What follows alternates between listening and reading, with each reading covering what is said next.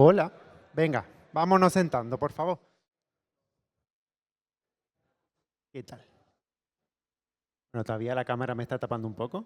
Genial. Por favor, sentaros, por favor. Venga. Ya. Hola, hola otra vez. ¿Qué tal? Bueno, antes se me ha olvidado de decirle a la gente también que está por Twitch y por todo esto, que también es importante. Pero bueno, nuestra siguiente persona invitada se llama Ananda.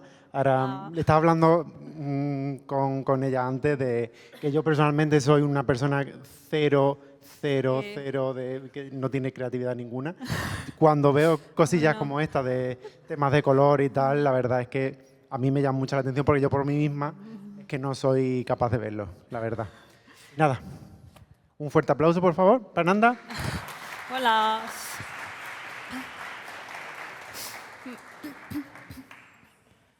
Mm, mm, mm, mm. Buenas, pues a ver, así es como paso, sí, vale.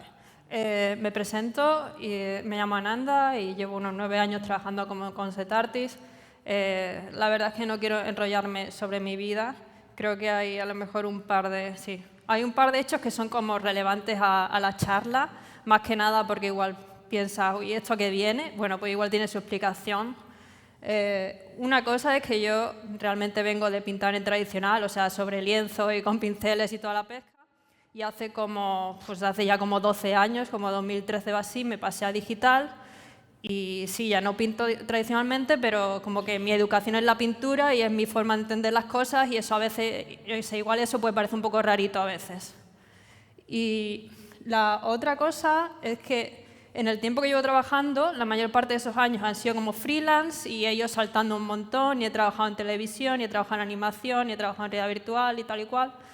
Y al final es como que, o sea, no estoy quizá tan especializada en juegos y muchos de los ejemplos que pongo son de películas y son de otras cosas y es por eso. Eh, eh, eh. Y sí, bueno, la razón por la que he decidido que voy a dar la charla sobre color es porque, o sea, con el tiempo es una cosa en la que me he especializado, sí, puedo decir que me he especializado en eso, porque muchas veces me llaman solamente para que diseñe colores de iluminación, de animación o... Bueno, con Asis Studios estuve varios años y básicamente estaba diseñando los colores y la iluminación de los trailers. O sea, también he hecho concept art con ellos y otras cosas, pero como que al final estaba haciendo esto muy, muy de seguido y realmente es uno de los trabajos que más me gustan, así que bueno, yo contenta. Este es un color script de un tráiler de AFK Arena. No voy a estar enseñando mucho mi trabajo, pero en mi página web hay un puñado si queréis ver alguno y eso. Y más, o sea, sobre la charla, con el tiempo que tengo no puedo hacer algo así como súper completo y tampoco puedo pararme en cosas así muy básicas, pero la idea de la charla es que básicamente presentar ideas que puedan ser aplicadas en la práctica para gente que a lo mejor esté viendo cómo se apaña con el color en un proyecto. Entonces va a ser a lo mejor un poco dispersa, pero yo espero sobre todo que sea útil. Por contexto de cómo entiendo yo el color, o sea, no lo entiendo como un añadido encima de otras cosas, sino como una de las bases de la comunicación visual.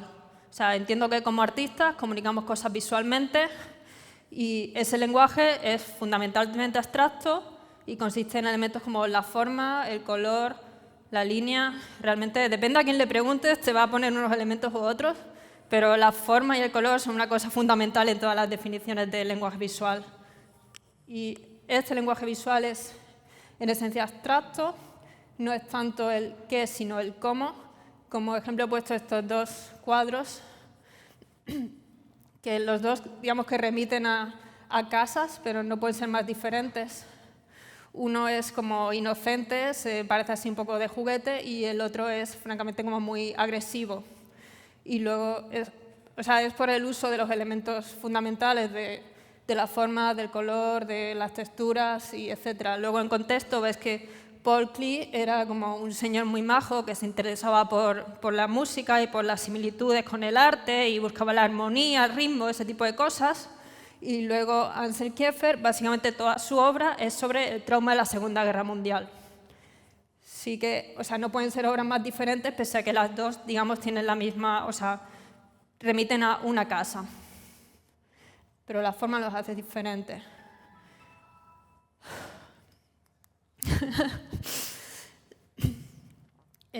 También he querido poner este ejemplo de un juego que se llama Zero North, Zero West, porque me gusta cómo hace muy explícito el usar esos elementos fundamentales como el color o las formas. O sea, es un juego que mayormente es abstracto y tiene como varias docenas de escenarios y no pueden ser más diferentes entre sí. Y es todo con, o sea, todo con esos elementos abstractos. Hay niveles que son como más intensos, niveles que son como más tranquilos, hay niveles que son como más hostiles, y eso sin tener, digamos, un elemento figurativo que te diga exactamente lo que es, sino simplemente con elementos abstractos. Y, o sea, esos principios son los mismos que funcionan, a lo mejor funcionan en todo, también en obras figurativas, pero a lo mejor a la hora de entenderlo y de analizarlo me parecía mejor poner algo más claramente abstracto. Pero, por ejemplo, este juego que tiene una dirección de arte tan potente la tiene por la forma en la que utiliza esos elementos fundamentales, que utiliza las formas, utiliza el ritmo y los contrastes.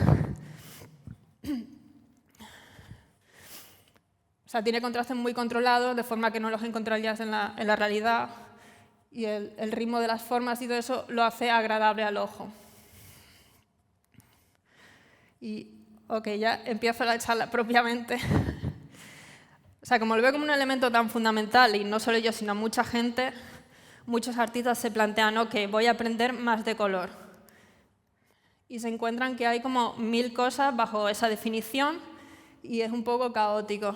O sea, tú te pones a estudiar color y te encuentras pues todo eso. Hay libros de arte que van a dedicar como decenas de páginas a cómo consigo tal color con pintura.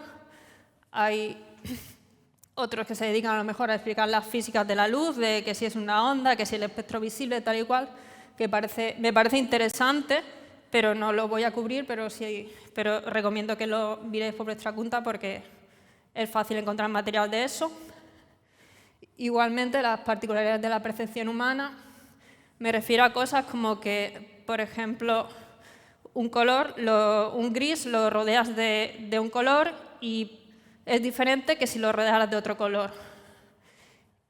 También es algo en lo que encuentras mucho material fácilmente y os animo a que lo miréis. Yo creo que buscando por relatividad del color se encuentran bastantes cosas. Otra cosa de la que voy a hablar un poquito es de diseño de color en un sentido decorativo. Me refiero a las paletas de color que se hacen a lo mejor diseñadores gráficos, decoradores y demás. Lo voy a mencionar un poco porque tiene cosas que me parecen útiles y hay otras cosas en ese enfoque que no me gustan. Y también os voy a hablar un poco de pasada de lo que suele ser el simbolismo y la psicología del color, entre comillas. No me gusta demasiado lo de la psicología, pero lo voy a mencionar.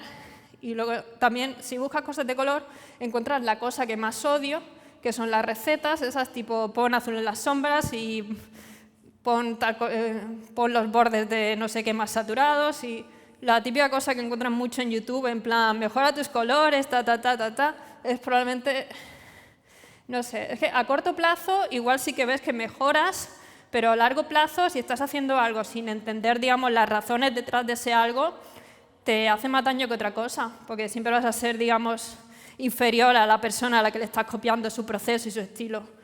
Así que me parece mucho más importante entender los fundamentales que aplicar recetas concretas. Vale, lo que mencionaba de el color en sentido decorativo, de paletas de color y tal. Bueno, yo creo que esto puede ser útil a veces, si a lo mejor así como punto del que empezar, pero hay cosas con las que no estoy totalmente de acuerdo, más que nada porque no... O sea, según esto, diferentes esquemas de color son básicamente la misma combinación si giraras los colores alrededor del círculo. O sea, básicamente te ponen los colores complementarios, como son estos, como si fueran la misma cosa, Y a mí, personalmente, me parece que, por ejemplo, el naranja y el azul realmente me parece una combinación agradable, pero luego el verde y el rosa que tiene encima me parece bastante agresivo. Y ambos son colores complementarios, ¿sabes? Entonces, lo de aplicar ese tipo de esquemas tan a la ligera como si fuera la misma cosa, realmente depende del color. Y bueno, yo creo que de eso se ha dado cuenta mucha gente porque es como que hubo unos años que todos los pósters de películas eran azul y naranja. Es una combinación como súper común, también en el grading dentro de las películas. Y sin embargo, o sea, estuve un rato largo buscando, pero no encontré casi ningún póster que fuera de verde y violeta. Aunque este me parece un pedazo de póster de House of the Haunted Hill, pero es una combinación muy poco común. Y bueno, yo creo que hay varias razones. Una es que el azul y el naranja se entienden como colores como más... Son colores como más naturales. También es más fácil si tienes una persona ponerle la cara a un color cercano al naranja, que es ponerse de color verde o violeta, ¿sabes? No es algo muy favorecedor. Pero también hay otro factor, y es que cuando tienes esos colores, digamos, al máximo de saturación, el azul es más oscuro que el amarillo o el naranja. Entonces, entre el azul y el naranja tienes una diferencia de luminosidad que le da contraste y hace que se entienda mejor, mientras que el verde y el violeta, estando a la misma luminosidad, como que chocan. Pero obviamente se lo puedes arreglar si pones el violeta más oscuro o el verde más claro o viceversa. Yo creo que realmente todas las combinaciones son usables y no hay combinación mala. Pasa que tienes que tener en cuenta todos los otros factores, no solamente el tono, sino también la luminosidad y la saturación. Este es uno de los modelos de color en 3D, o sea, hay un montón de modelos aparte del típico círculo cromático. Y bueno, simplemente este es un modelo que también muestra eso, en plan que la parte de saturación en el azul está más baja en luminosidad que la del amarillo y tal. Y bueno, con lo de que puedes usar cualquier color, o sea, que he puesto de ejemplo una ilustración de Marta Nael, que es una ilustradora española que trabaja mucho en Magic y demás, y básicamente tienes, o sea, un verde muy fuerte, un violeta muy fuerte, lo tienes prácticamente todo, y aún así la imagen no resulta, digamos, agresiva, como que combina realmente bien. Y ahora, la razón de eso es que, o sea, en términos de luminosidad es una imagen muy legible. Realmente es clara, o sea, el fondo son todo un tono medio que no tiene apenas contraste, y luego la figura con los puntos más claros y más oscuros sobresale del fondo y se entiende claramente. Hay mucha gente que dice, bueno, es que lo que importa son los valores. Si tienes los valores de luminosidad que se entiende, puedes hacer cualquier cosa con color. Yo, sí, o sea, sí estoy de acuerdo y me parece una cosa útil, digamos, en la que apoyarte cuando estás diseñando en general, pero también creo que no es todo. O sea, puedes encontrar imágenes que en términos de valores no funcionan y solamente funcionan cuando los pones en color. Entonces, el enfoque de centrarte todo en la luminosidad se te puede quedar corto. Aún así, centrarte todo en la luminosidad, yo creo que en el 90% de los casos, bien. Vamos, he puesto aquí, ejemplo, un Sorolla y un Monet, que si no tienes esas diferencias de color, realmente no separas bien la figura del fondo arriba, y aquí pierdes todo el efecto del sol y su reflejo.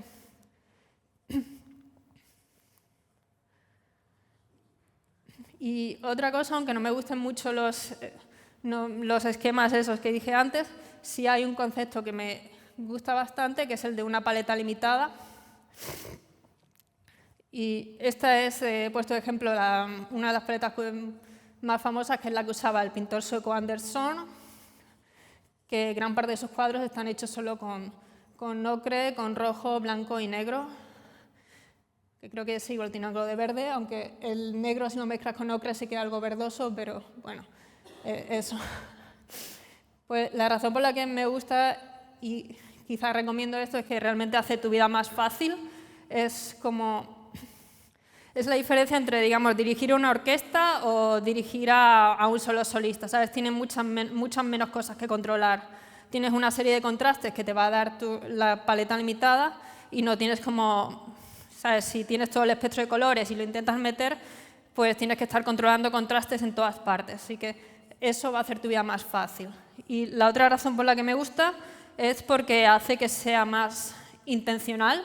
O sea, si tienes disponibles todos los colores del mundo, es como muy fácil irte al color local de las cosas, y a decir, pues la hierba es verde y el cielo es azul y los tejados son rojos y ese tipo de cosas. Mientras que si no tienes todos los colores del mundo disponibles, es más, o sea, vas a tener que ser más intencional en las cosas que eliges, no vas a ser tan literal.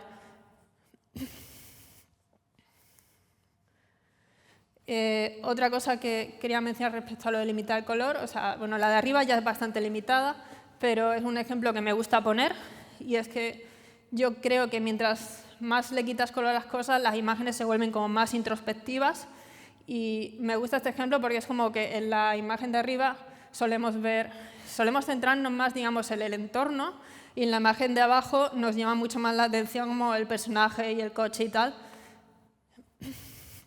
Por contexto, es la versión en blanco y negro de Mad Max, que es como la versión que el director quería hacer, pero no le dejaron, así que no es simplemente que se haya saturado la imagen, sino que es como, o sea, tiene más ajustes de cómo el director lo quería que se viera. Y algo parecido yo creo que hace este juego, Firewatch, que también tiene paleta limitada en la mayor parte del juego, va ciclando diferentes paletas. Y porque es un juego que no va tanto sobre el bosque, sino sobre el protagonista y la historia. El color es muy limitado y está ligado a esa historia y a esas emociones del protagonista en vez de ir sobre el bosque y el entorno.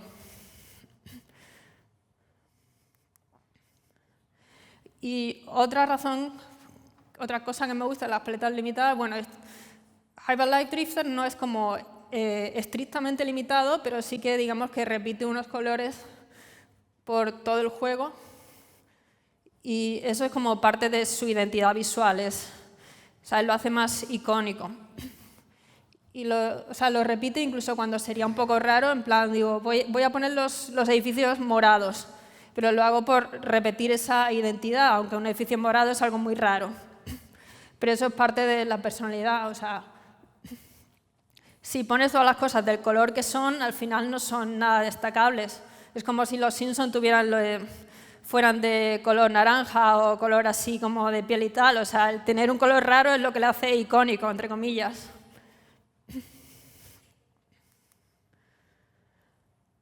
Y otra cosa que he querido sacar como recurso es lo del color script. Este lo he cogido del artbook de Journey. Y básicamente me parece una herramienta muy útil a la hora de diseñar una experiencia.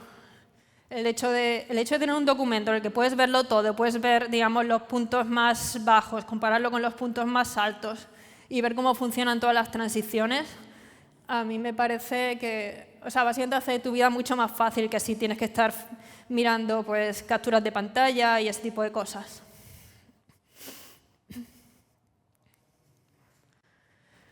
Y bueno, esto lo he puesto aquí para lo que quería hablar sobre el simbolismo y demás.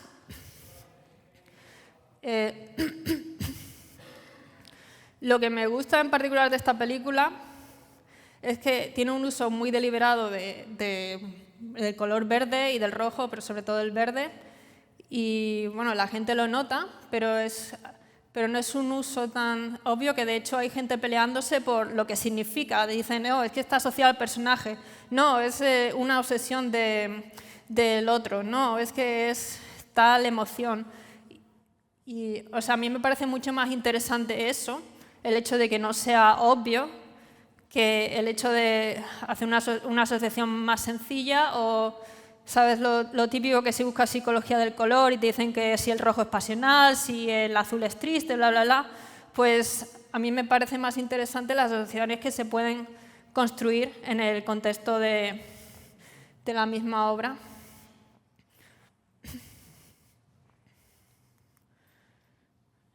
Y otro que he puesto que en ese tema de las asociaciones daría para largo y tendido, pero lo he puesto más que nada porque me gusta cómo, digamos, subvierte lo que se esperaría.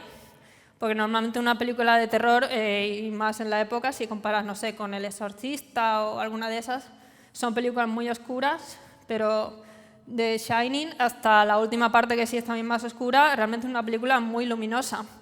Pero aún así llega a ser más siniestra que muchas películas oscuras. No solo por el color, es el conjunto de todo, es la composición, es la simetría que lo hace antinatural. Y eso también me parecía interesante destacarlo. Es que generalmente me gustan las cosas que, digamos, que subvierten más que las cosas que siguen las reglas, por eso quería poner algo así. Y otra cosa de la que quería hablar, sobre la luz, que normalmente está muy asociada al color, más que nada porque en la realidad si no tienes luz no ves ningún color, es simplemente por razones físicas, pero la forma en la que veo yo es que como herramienta es fantástica. Volviendo a lo que decía al principio, de que la comunicación visual son formas, colores, tal igual, con la luz puedes hacer absolutamente lo que quieras. Puedes poner luces de cualquier color, puedes formar cualquier composición, puedes colocar sombras prácticamente donde quieras. Así que como herramienta me parece lo más potente. Este es un ejemplo como súper exagerado de Suspiria de Dario Argento, pero también funciona de forma un poco más sutil. Este es un ejemplo que también tiene una iluminación como muy deliberada en la forma que hace composiciones, que te enfatiza cosas, que te demuestra relaciones entre los personajes, pero no es tan loco como Suspiria. Esta película para iluminación es una masterclass, la película. Y otra cosa relacionada con iluminación que quería hablar, los de antes lo he mencionado en un sentido abstracto relativo a la composición y a ese tipo de cosas, pero también es habitual que haya como iluminaciones que, digamos, la gente responda más y diga, wow, esa luz está muy bien. Y yo creo que eso es básicamente la abstracción que se hace de la realidad. He puesto de ejemplo un par de imágenes de un artista de Pixar y a mí me parece que lo potente de cómo trata la iluminación es que, digamos, coge la realidad, pero se deshace de cosas y deja otras o potencia otras, como por ejemplo tienes no me acuerdo cómo se llama el bicho azul, pero básicamente tendrías a lo mejor un montón de sombras de los pelos sobre los pelos, pero ha decidido que eso no es importante, que lo importante para esa sensación de iluminación, ¿sabes? Como de estar en el sitio, va a ser más el reflejo del césped hacia arriba, igual que aquí ha exagerado un montón el reflejo de la luz dando en el suelo y ha exagerado como una especie de bloom detrás de los personajes. Pero luego hay otros detalles de los que se deshace completamente, se queda, digamos, con lo esencial de una experiencia, entre comillas, en la realidad. Y, porque puede parecer que a lo mejor eso se refiere solo a dibujos o a cosas así estilizadas, y en realidad eso es lo mismo que hacen los directores de fotografía en las películas. He puesto este ejemplo principalmente porque es una película en la que he podido encontrar imágenes del set, en la que se ve como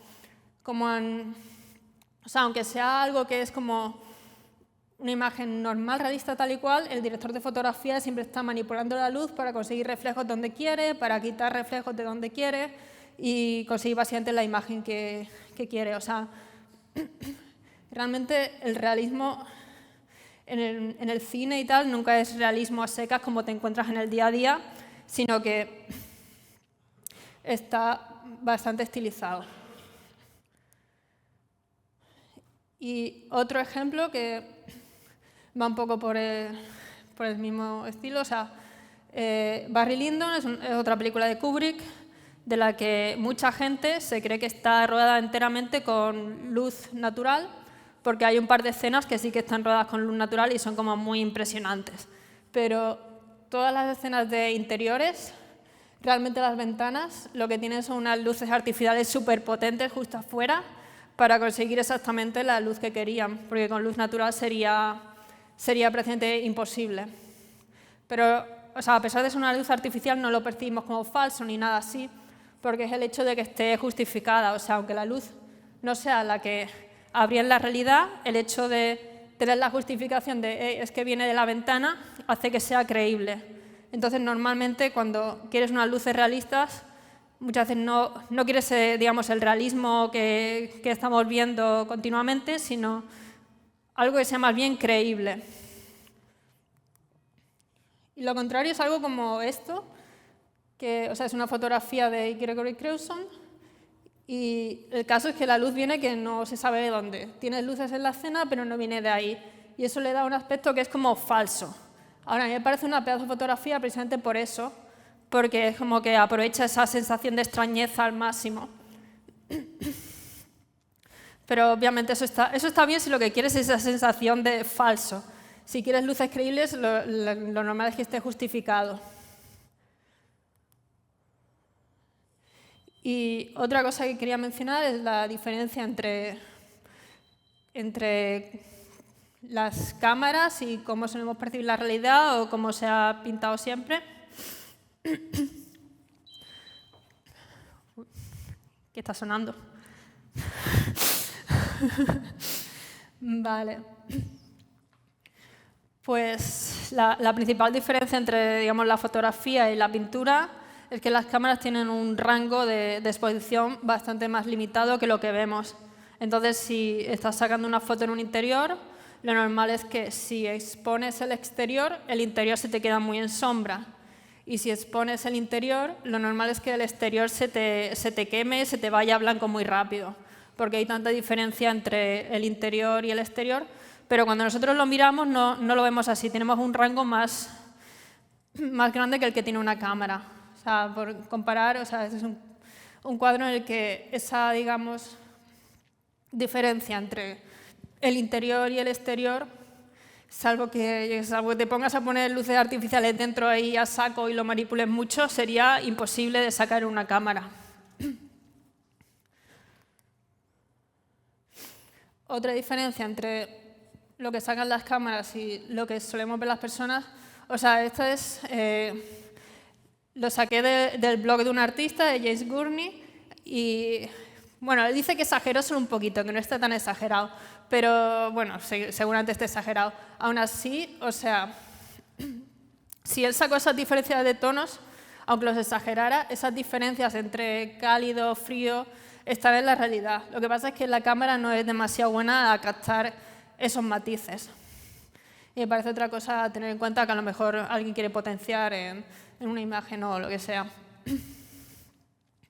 Y luego, a ver, obviamente, haciendo 3D, haciendo videojuegos, pues no estamos ni haciendo fotografía ni pintando, pero podemos coger elementos de las dos.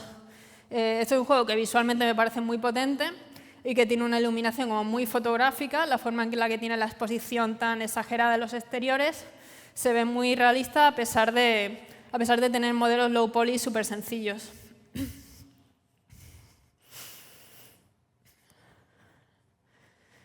Y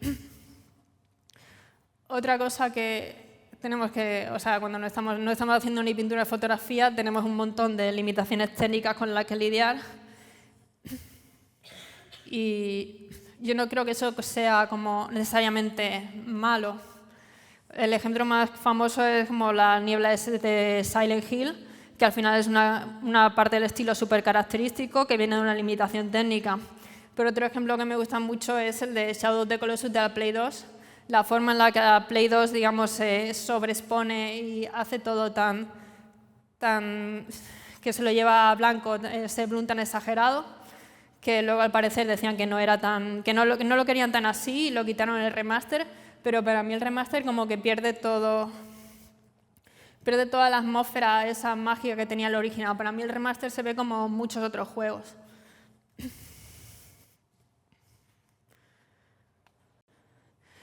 Y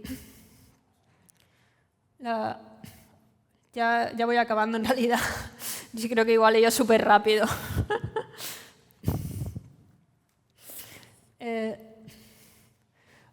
Bueno, o sea, yo estaba hablando, pero realmente la gente que conozco que es mejor manejando el color son gente que tiene un hábito de pintar la realidad Y he puesto de ejemplo aquí a un par de artistas que contribuyeron mucho al estilo Spider-Verse y ambos tienen un hábito de pintar. Ahora, yo sé que, o sea, pedirle a la gente que pinte es como pedir mucho realmente, porque no es una habilidad fácil ni accesible. O sea, si no sabes dibujar ya de entrada la vas a liar. Requiere bastante trabajo, bastante dedicación y, o sea, es realmente pedir mucho. Pero también me parece buena idea, o sea, la fotografía también te permite aprender mucho sobre color. He puesto aquí de ejemplo a William Eggleston, que es un fotógrafo de mediados del siglo XX que, digamos, que destacaba por cómo usaba el color. O sea, hacía fotos de cosas que eran más o menos normales, pero tenía un proceso que en su época era muy complicado, parecido al Technicolor, porque, o sea, no había apenas fotografía en color y cuando la había era mucho más básica. Y este hombre tenía como un proceso súper loco y súper complicado con el que podía manejar y luego podía editar el color mucho más fácil de lo que era en la época. O sea, sería apenas una fracción de lo que es Photoshop ahora, pero eso, el control que le daba en su día era como muy destacable.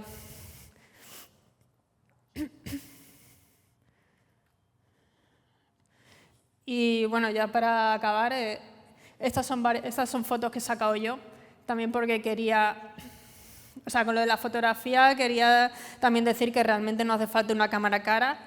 De aquí son 2 fotos que he sacado con el móvil y 3 fotos que he sacado con una cámara bastante potente, pero no voy a decir cuál es cuál. O sea, realmente un móvil o una cámara mala se puede explotar bastante. Bueno, creo que ya he acabado. No sé si he corrido un montón.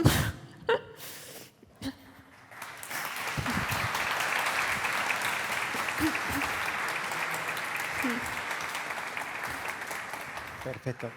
No sé si hay alguna pregunta. Creo que sí, ¿verdad? ¿Sí? ¿Sí? Bueno, también si alguien por Twitch, que antes, perdón, se me ha olvidado. Ay, mira, hay una persona ahí, perfecto, voy para allá. Coge el micrófono y voy para allá. Lo que estaba diciendo, que si en Twitch también queréis poner alguna pregunta, que ahora lo estoy leyendo, que en la primera pues no se me ha pasado un poco. Lo siento, es mi primerito día, entonces... Buenas, gracias por la charla, muy chula. Una pregunta, ¿Sí? porque está claro que no te gustan los procesos estándar, teoría del color y tal. ¿Cómo luchas tú en tu día a día para intentar innovar en tu arte? ¿Cómo intentas escaparte de la estandarización, por ejemplo, naranja y azul? ¿Cómo lo consigues? Porque es muy difícil. A ver, yo en el día a día, cuando estoy empleada, realmente soy una hormiguita que obedece a todo. Así que no, o sea, a veces digo mi opinión, pero bueno, si no me haces caso, pues ya está. Y lo que sí me gusta es, luego cuando puedo, sí intento hacer cosas a mi bola en el tiempo que me queda y me gusta ir a Game Jams y me gusta hacer cosas, digamos, sin la presión comercial de esto es algo de lo que tengo que sacar trabajo, esto es algo que tengo que vender, etcétera, etcétera. Gracias. Perfecto. Algo que se me olvida siempre, que se levante la gente, por favor. Bueno, yo tenía una pregunta y Sí. es, o sea, yo no trabajo tanto con cosas así más de tipo concept art, yo trabajo más con entornos 3D y me gustaría saber cómo, que no sé si me puedes responder esta pregunta, pero ¿cómo trabajarías un escenario para poderlo iluminar con varios colores, para darle diferentes, o sea, con el mismo escenario, con los mismos materiales, darle diferentes sentimientos a cada uno de las diferentes iteraciones que hagas? Pues, o sea, para mí en realidad el 2D no es, o sea, en fundamentos no es diferente del 3D. O sea, las luces que pintaría son igual las mismas luces que querría poner en 3D, aunque en 3D a lo mejor tienes limitaciones de que, oye, no puedes tener más de una luz dinámica y cosas así, pero a la hora de componer una escena me parece muy parecido. No sé exactamente qué más No, yo responder. estaba Sí. pensando en la escena esta de, bueno, espero no hacerle ningún spoiler a nadie, pero en la segunda de Spider-Man del Spider-Verse hay una escena en la que hay una, no voy a dar detalles, pero hay una escena en la que aparece una habitación y empieza en un color, Ajá. ocurre una cosa, y a partir de que ocurre esa cosa, la habitación entera cambia de color y pasa de unos azules tristes a un rosado muy intenso, muy diferente. Bueno, yo creo que eso también depende, digamos, en la tecnología que estés usando. Porque si estás usando, digamos, PBR, Unreal, pues estás como, digamos, sujeto a las leyes de la física. Pero para hacer algo tipo Spider-Verse no puedes hacerlo de esa manera. Tienes que escribirte los shaders, tienes que básicamente no usar PBR y hacer tu propio proceso. Pero igualmente, aunque te estés sujeto a las leyes de la física, al final es lo que es enseñado, ¿no? Que en el cine pues Sí. se fuerzan las luces para Sí. conseguir paletas cerradas. Sí, o sea, puedes hacerlo, solo que no vas a llegar al nivel tan loco de Spider-Man, pero claro que puedes poner una luz que sea... Bueno, normalmente en animación te dicen que... O sea, si tienes los 3 parámetros de la luz de rojo, verde y azul, siempre te dicen que aunque quieras una luz puramente roja, que le pongas un 0,01 en verde y un 0,01 en azul para no perder información, pero puedes usar una luz puramente roja y tener un look, digamos, muy estilizado como el de la película Suspiria, por ejemplo. Vale, muchas gracias. Nada.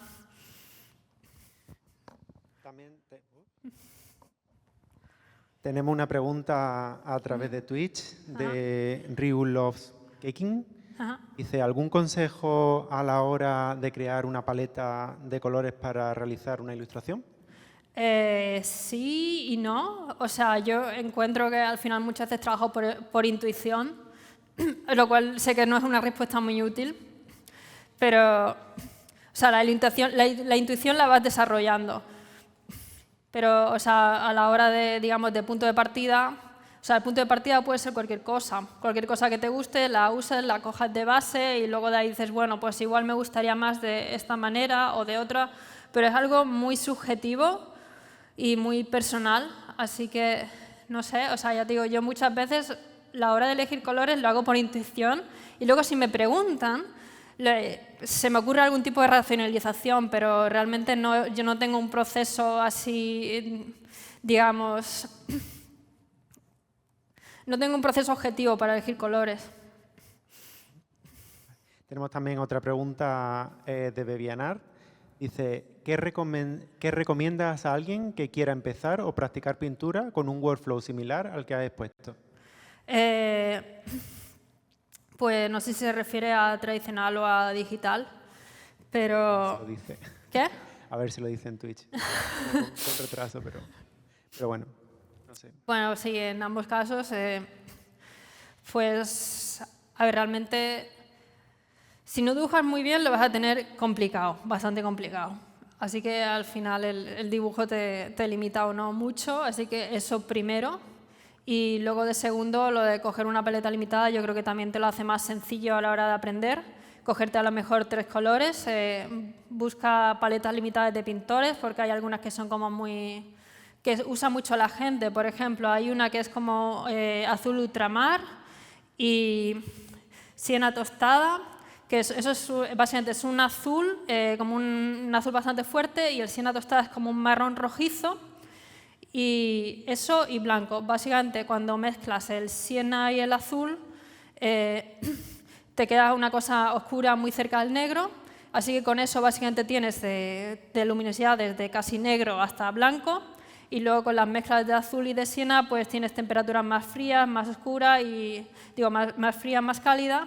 Y eso a la hora de aprender, pues el tener unos elementos limitados yo creo que te lo hace más fácil. Y igualmente en digital también puedes decir, pues mira, solamente voy a pintar con estos colores y listo. Sí, justo ha respondido después que era digital Sí. mayormente. Sí, pero vamos, igual, o sea, coges, te pones los colores en la imagen y simplemente haces el color picker a diferentes opacidades y ale. Vale, vamos a intercalar si hay alguna pregunta por aquí. Venga, ¿quién quiere? Si no, nadie, paso otra vez a la de Twitch. Mira, por aquí hay una persona. Perdón. Bueno, lo mío es un poco más personal, en Sí. cuestión profesional. ¿Qué es lo que te gusta pintar? ¿Con qué estilo? No sé, me gustan muchas cosas. óleo, Bueno, cuando pintaba en físico yo estaba más cómoda con el acrílico, pero al final es que, bueno, al final yo tenía un proceso en acrílico que era muy parecido a como empecé a pintar digital, así que, pero realmente hace bastantes años que no pinto en físico. O sea, a mí ahora mismo una cosa que me gusta mucho es el usar, digamos, elementos estilísticos que a lo mejor son más propios del 2D, de la ilustración, de la pintura, y ver cómo se traslada eso a 3D. Eso a lo mejor ahora mismo es lo que más me interesa. Vale. Perfecto. Voy para atrás. ¿Quién era? Por ahí. Bueno, Hola. Sí. Bueno, lo primero, me ha gustado mucho la charla y la pregunta iba un poco por ahí porque la pregunta no va tanto a crear arte, sino a ver arte. Entonces yo, por ejemplo, soy una persona que no es del ámbito, pero escuchándote y viendo los ejemplos que has puesto, claro, yo decía, qué guay esta luz, ¿no? Qué guay este color. Por ejemplo, digo, mira que he visto Vértigo, y sabía que había verde, pero no me había fijado en otras escenas en las que había verde, o con Kubrick, o con... Entonces, claro, la pregunta yo sé que es complicado, pero ¿cómo una persona que no sabe de estas cosas puede aprender a ver mejor estas cosas? Sin saber tantas cosas de teoría, porque entiendo que, por supuesto, cuantas más cosas de teoría sabes, más fácil es identificar elementos en la vida real o en obra. Sí, pues yo creo que quizá una entrada más fácil sea coger, digamos, las cosas que más te gustan en particular y estudiarlas y analizarlas y descomponerlas y salir de ahí a básicamente eso, ir por tu propio camino de las cosas que más te interesen. Si dices, me gustan películas de Hitchcock, voy a ver análisis de películas de Hitchcock y ir por ahí. Vale, gracias. Nada. tenemos una preguntilla en Twitch también. Bueno, perdón. Dice Sutera17, ¿hay algún ejercicio rápido que recomiendes para practicar el tema de color a diario? Pintar de la realidad a diario, aunque sea una chorradita, aunque digas, bueno, voy a pintar el vaso en mi mesa, voy a pintar el lápiz de la tableta que le tengo aquí al lado, ese tipo de cosas. Sobre todo pintar de la realidad, básicamente. Vale. Creo que por aquí. Hola, una pregunta rápida. ¿Con qué programa sueles trabajar cuando es para ti? Cuando haces un dibujo para ti o para tu juego. Pues, o sea, yo lo que es de digital, de programa, Photoshop y, y cualquier otra cosa me resulta incómoda. Es como, oh Dios mío, mi cerebro tiene que aprender otra vez. Así que solo Photoshop. Pero eso también, y de 3D Blender, y un poco lo mismo. Bueno, en realidad Blender es superior a los otros programas de 3D, así que tampoco tengo que esforzarme a usar ningún otro. Bueno, creo que es algo consensuado. No sé si hay alguna otra pregunta por Pero aquí. que es Adobe me encantaría dejar de usarlo realmente, pero es que no puedo, o sea, me cuesta mucho. Vale, ¿alguna preguntilla por aquí? Si no tenemos una por Twitch. Aquí nadie, que no se pase nada. Ya, estoy ciega. Hola, muy buena. A ver, esta pregunta un poco más de cara a amateur, porque yo hace relativamente poco empecé a dibujar y la sensación al darle color a las cosas es que me las cargo. En el momento uno empieza a aprender anatomía o lo que sea, en el momento en que empieza a meter color, si no lo haces bien, destruyes la ilustración. Entonces, mi pregunta es, ¿por dónde empezar a estudiar el tema del color? Porque cuando lo que tú has dicho, ¿no? Cuando buscas teoría del color hay 100.000 conceptos. Sí. ¿Cuál crees que es el mejor para empezar y luego desgranar hacia el resto?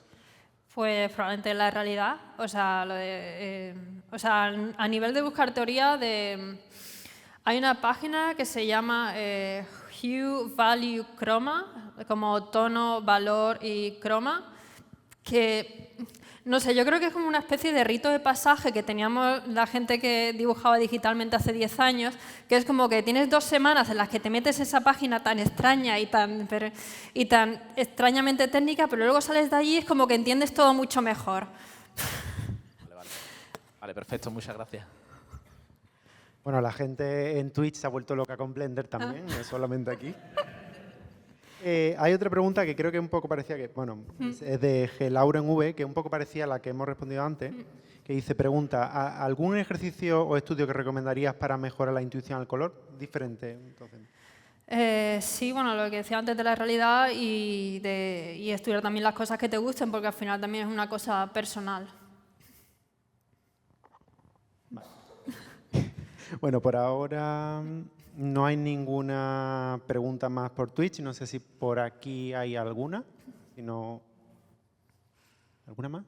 Si no, lo dejamos aquí. Tenemos un receso de unos 10 minutillos. Y nada, un fuerte aplauso para Nanda, por favor.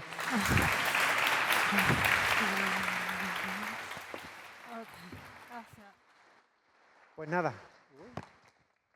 Tenemos unos 10 minutos. A las 7 tenemos a Roque de Jugar Jueguitos.